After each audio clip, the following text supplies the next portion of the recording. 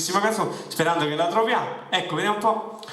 Allora, io ne approfitto anche per mandare un salutone a Rossella, alla mamma Luisa, al nonno, alla nonna, a tutti quanti, insomma, a tutta la sua stimata famiglia, la famiglia Ferraiola di Vagani. Ecco, vediamo un pochettino se il maestro mi ha trovato questa canzone, se no andiamo su un'altra canzone. Allora, maestro, dal CD numero 2, possibilmente mi dovete mettere alla numero 5. Ecco, dal CD numero 2 io voglio dedicarvi questa canzone in italiano che si chiama La voce del silenzio, una canzone che io canto da tanti anni, la voglio dedicare per tutti gli amici che ci stanno ascoltando e dirvi guardateci perché la nostra trasmissione è una trasmissione genuina, normale, insomma, praticamente è popolare, ecco, è casareccia. Pronto?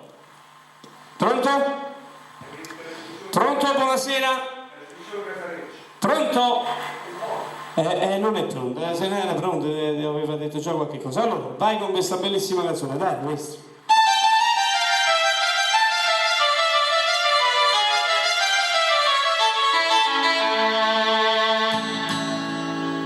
Volevo stare un po' da solo per pensare, tu lo sai.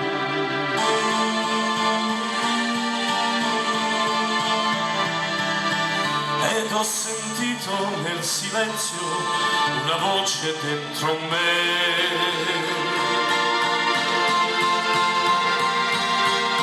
E torna a vivere tante cose che credevo morte ormai.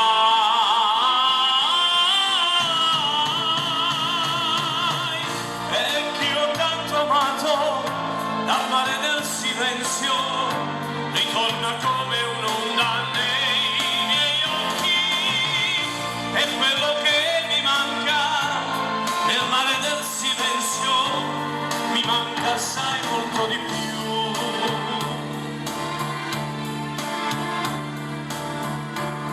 Ma ci sono cose in un silenzio che non mi aspettavo mai.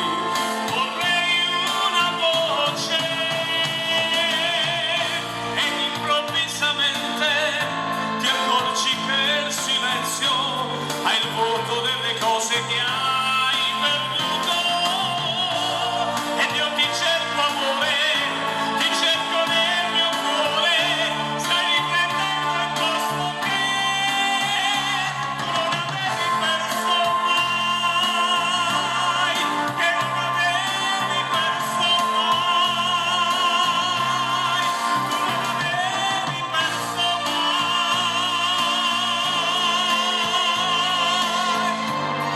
La voce del silenzio, una bellissima canzone.